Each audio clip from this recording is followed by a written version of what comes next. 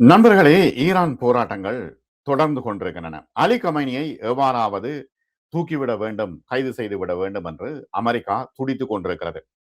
ஆகவேதான் அமெரிக்கா சொல்கிறது, ஈரான் போராட்டக்காரர்கள் மீது தாக்குதல் நடத்தினால் தாங்கள் படைகளை இறக்குவோம் என்று அமெரிக்கா சொல்லிக் கொண்டிருக்கிறது. அது மட்டுமல்ல, எவ்வாறாவது உள்ளே புகுந்து ஈரானை குலைப்பு விட்டு ஈரானுடைய ஆதிக்கத்தை இல்லாமலாக்க வேண்டும், இந்த அலி கொமைனியினுடைய ஆதிக்கத்தை இல்லாமலாக்க வேண்டும் என்பதுதான் ட்ரம்பினுடைய முக்கிய நோக்கமாக இப்பொழுது இருக்கிறது.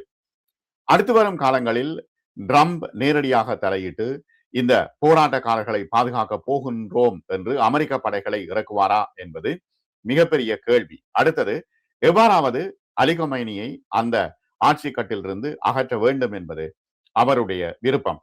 இது நடைபெறுமா என்பதுதான் தற்பொழுது மில்லியன் டாலர் கேள்வி. இப்பொழுது ஈரான் போராட்டங்கள் தொடரும் பொழுது பல கைதுகள் இடம்பெற்றிருக்கின்றன. சைபர் பாதுகாப்பு நிறுவனம் சொல்கிறது, முந்தைய நாட்களோடு ஒப்பிடும் பொழுது ஈரானில் இப்பொழுது 35% குறைந்த அளவை தான் காட்டுகிறது. ஏனெனில் அங்கு பல இடங்களில் இன்டர்நெட் வெட்டப்பட்டிருக்கிறது. தெஹரான், ஈரான் வெளிநாட்டு நாச வேலைகள் மற்றும் ஆர்ப்பாட்டங்களை ஏற்பாடு செய்வதற்கு எதிராக மாநில அதிகாரிகள் எச்சரிக்கை விடுத்ததால் இப்பொழுது அங்கு இன்டர்நெட் தொடர்பு அறுபட்டிருக்கிறது. நாடு முழுவதிலும் நடந்து வரும் போராட்டங்களுக்கு மத்தியில் ஈரானியர்கள் மீண்டும் இந்த இணைய இடையூறுகளை அனுபவித்து வருகின்றார்கள் என்றும் தகவல்கள் தெரிவிக்கின்றன. வியாழக்கிழமை முதல் இணைய பயனாளர்கள் வீடு மற்றும் மொபைல் இணைப்புகளில் அவ்வப்பொழுது இடையூறுகள் ஏற்பட்டுள்ளதாக தெரிவித்திருக்கின்றார்கள். அமெரிக்காவை தளமாக கொண்ட உலகளாவிய இணைய உள்கட்டமைப்பு மற்றும் சைபர் பாதுகாப்பு நிறுவனம் கிளவுட் ஃபிளர் சனிக்கிழமை அளித்த தரவுகளின்படி முந்தைய நாட்களுடன் ஒப்பிடும் பொழுது இப்பொழுது அதனுடைய போக்குவரத்து சதவீதம் குறைந்து காணப்படுவதாக தெரிவிக்கப்படுகிறது. முந்தைய சுற்று போராட்டங்களின் பொழுது ஈரானிய அதிகாரிகள் இணைய அமைப்புகளை மூடிவிட்டார்கள் அல்லது சிலோவாக்கி விட்டார்கள். இதனால் ஈரானியர்கள் இன்டர்நெட்டுக்கு மிகவும் கஷ்டப்பட்டார்கள். இஸ்ரேல் மற்றும் அமெரிக்காவுடனான போரின் உச்சகட்டத்தின் பொழுது ஜூன் மாத நடுப்பகுதியில் பல நாட்களுக்கு இணைய சேவைகள் வெட்டப்பட்டன.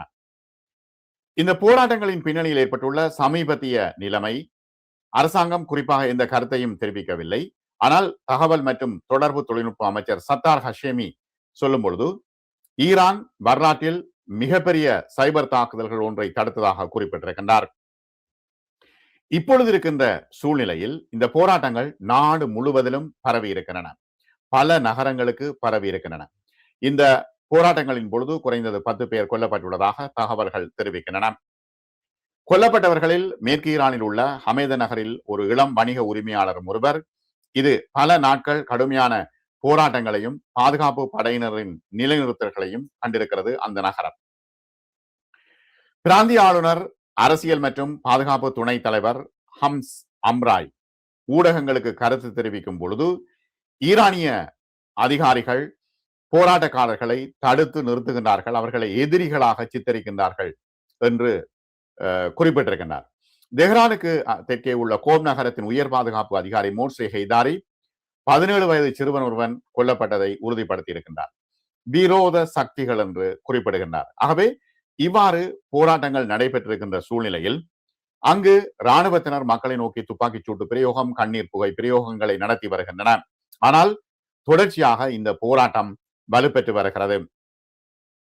அதிகார பூர்வமாக 3 பேர் கொல்லப்பட்டதாக தெரிவிக்கப்பட்டாலும் கூட பலர் அங்கு கொல்லப்பட்டிருப்பதுதான் தற்பொழுது கவலைக்குரிய விஷயம். நாட்டின் மேற்கு பகுதியில் உள்ள லோரஸ்தான் மாகாணத்தில் கடந்த பல நாட்களாக போராட்டங்கள் நடைபெற்றிருக்கின்றன. கோரமாபாத் நகரில் சமீபத்திய கலவரங்களில் 3 முக்கிய தலைவர்கள் கைது செய்யப்பட்டதாக IRGCயின் மாகாண கிளை தெரிவித்திருக்கிறது.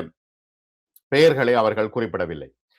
ஈரானில் உறுதியற்ற தன்மையை உருவாக்க வேண்டும் என்று அமெரிக்காவும் இஸ்ரேலும் நினைத்து வேலைகளை தொடர்ச்சியாக செய்து கொண்டிருக்கின்றன. ஆனால் உள்ளுக்குள்ள மொசாத் அதிகாரிகள் அங்கே இன்னும் இருக்கிறார்கள். அங்கு எவ்வாறு இந்த நிலைமைகள் போகின்றன என்பதை உடனடியாக அறிக்கைகள் மூலம் தெரிவிக்கின்றார்கள். அமெரிக்கா என்ன நினைக்கிறது என்றால், ஈரானுடைய ஆட்சியை கவிழ்த்து விட வேண்டும், அவர்களுடைய அணு ஆயுத பலத்தை இல்லாமலாக்க வேண்டும், அவர்களுடைய மிசைல் பலத்தை இல்லாமலாக்க வேண்டும், அதற்கு பிறகுதான் மத்திய கிழக்கு நிம்மதியாக இருக்கும் என்று இவர்கள் யோசிக்கிறார்கள். ஆனால் ஈரான் இந்த விஷயத்தில் உறுதியாக இருக்கிறது. மீண்டும் மீண்டும் ஆயுதங்களை தயாரித்துக் கொண்டிருக்கிறது. ஒரு போர் வந்தால் சுற்றி வர அடிப்பதற்கு தங்களுக்கு ஆயுதங்கள் இருக்கின்றன என்று அவர்கள் குறிப்பிடுகின்றார்கள். சனிக்கிழமை அன்று ஒரு உரையிலே உச்ச தலைவர் ஆயத்துல்லா அலி கமைனி வெளிநாட்டு செல்வாக்கை குற்றம் சாட்டினார். வெளிநாட்டவர்கள் தான் உள்ளுக்குள் ஈரானுக்குள் இவ்வளவு பிரச்சனையை ஏற்படுத்துகின்றார்கள் என்று குற்றம் சாட்டினார். கலவரக்காரர்கள் அவர்களின் இடத்தில் வைத்து நிறுத்தப்பட வேண்டும் என்று குறிப்பிட்டார். ஆனால் அமெரிக்க ஜனாதிபதி டொனால்ட் ட்ரம்ப் ஈரானிய எதிர்ப்பாளர்கள் கொல்லப்பட்டால் அவர்களை மீட்பதற்கு வருவேன் என்று கூறியிருக்கிறார். அமெரிக்கா மற்றும் ஈரானிய அதிகாரிகள் காரசாரமாக கருத்து பரிமாற்றங்களை அவர்கள் செய்திருக்கிறார்கள். இப்ப அமெரிக்கா என்ன சொல்லுது? வெட்கமின்றி பெண்கள் மற்றும் குழந்தைகள் மீது குண்டுகளை வீசி இனப்படுகொலை செய்கின்றார்கள். ஆனால் நாங்கள் யாரையும் காயப்படுத்தக்கூடாது என்று அவர்களிடம் கூறியிருக்கின்றோம். ஈரானிய ஜனாதிபதி மசூத் பெசஸ்கியன் சொல்கின்றார், காசா மீதான இஸ்ரேலின் இனப்படுகொலை போருக்கு அமெரிக்கா ஆதரவளிப்பதை குறிப்பிட்டார். அமெரிக்கா ஒரு பலவீனமான போர் நிறுத்தத்தை மத்தியஸ்தம் செய்திருக்கிறது என்று அமெரிக்காவை சாடினார். ஈரானிய அதிகாரிகள் தெஹ்ரான் நகர மையத்தில் ஒரு பெரிய கூட்டத்தை ஏற்பாடு செய்தார்கள் சனிக்கிழமை. மேலும் அதில் ஷியா இமாம் அலி இப்னு அலி தாலிபை நினைவு கூறும் தேசிய விடுமுறையை குறிக்கும் வகையில் படங்களை காட்சிப்படுத்தியதாக செய்திகள் வந்த வண்ணம் இருக்கின்றன. புகைப்படங்களும் வந்த வண்ணம் இருக்கின்றன. நாடு முழுவதிலும் உள்ள நகரங்கள் மற்றும் இடங்களில் முக்கிய சதுக்கங்களில் அதிகாரிகள் ஏராளமான பதாதைகளை சுவரொட்டிகளை வைத்தார்கள். ஈரானின் முன்னாள் உயர்மட்ட ஜெனரல் காசிம் சுலைமானின் படங்களும் அங்கு வைக்கப்பட்டிருந்தன. இப்ப இருக்கின்ற சூழ்நிலையில் மின்சாரம் இல்லை, இன்டர்நெட் இல்லை, தண்ணீர் இல்லை, மிகப்பெரிய பிரச்சனையாக இருக்கிறது. மீண்டும் வணிக வளாகங்கள் திறக்கப்படுமா என்பது மிகப்பெரிய பிரச்சனை. ஒற்றுமை மற்றும் கவலையை காட்டும் விதமாக போராட்டங்கள் நடந்து கொண்டிருக்கும் பொழுது பல ஆன்லைன் கடை உரிமையாளர்கள், சமூக ஊடக பிரமுகர்கள் தங்கள் வழக்கமான வணிக நடவடிக்கைகளை நிறுத்துவதாக தெரிவித்திருக்கிறார்கள். பல்கலைக்கழகங்களிலும் குறிப்பாக தெஹ்ரானில் உள்ள பல உயர்நிலை பள்ளிகளிலும் போராட்டங்கள் தொடர்கின்றன. பல மாணவர்கள் தடுத்து வைக்கப்பட்டுள்ளதாக வீடியோக்கள் தெரிவிக்கின்றன. ஈரானின் அணுசக்தி திட்டம் தொடர்பாக 2018 ட்ரம்ப் விதித்த அதிகபட்ச அழுத்தம் தடைகளுக்கு மத்தியில் பொருளாதார நிலைமைகள் பல ஆண்டுகளாக மோசமடைந்து வருகின்றன. பணவீக்கம் 50% உயர்ந்திருக்கிறது.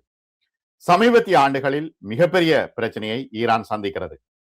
ஆகவே கடந்த வாரம் நடந்த போராட்டங்களுக்கு வெளிப்படையான பிரதிபலிப்பாக மத்திய வங்கி தலைவர் முகமது ரெசா ஃபர்சினை அரசாங்கம் பணி நீக்கம் செய்தது. அதால ஒரு பிரயோசனமும் இல்லை. வியாழக்கிழமை பொருளாதார விவகாரங்களின் ஜனாதிபதியின் சிறப்பு ஆலோசகராக மீண்டும் ஃபர்சின் நியமிக்கப்பட்டிருக்கின்றார். இந்த சூழ்நிலையில் அமெரிக்கா இதில் தலையிட்டு ஆயத்துல்லா அலி கமைனியை கைது செய்யுமா என்கின்ற ஒரு மிகப்பெரிய கேள்வி எழுகிறது. இது சாத்தியமா? உள்ள வந்து அமெரிக்கா படைகள் நுழையுமா? பொறுத்திருந்துதான் பார்க்க வேண்டும். மற்றும் ஒரு காணொளியில் நாம் சந்திப்போம். நன்றி நண்பர்கள்.